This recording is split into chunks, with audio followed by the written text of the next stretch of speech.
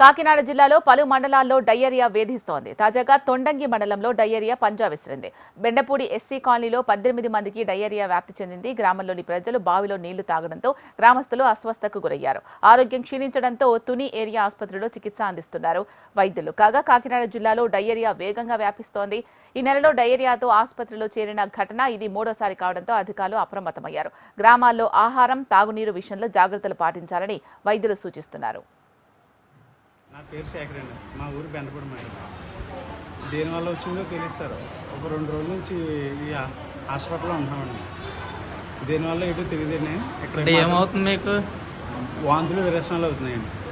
దానివల్ల రాకుంపడికి వెళ్తే ఇక్కడ పంపించారు మా అందరూ. మా బెండపూడి ప్రత్యేకంగా ఒక 20 మంది వచ్చామండి. అందరికీ వాంతులు విరేచనాలు? అందరికీ అదే కంప్లైంట్ సార్. మా ఈ మార్నింగ్ బ్లడ్ రిపోర్ట్లు తీసుకున్నారని అవి టెస్ట్ చేసి చెప్తామన్నారండి.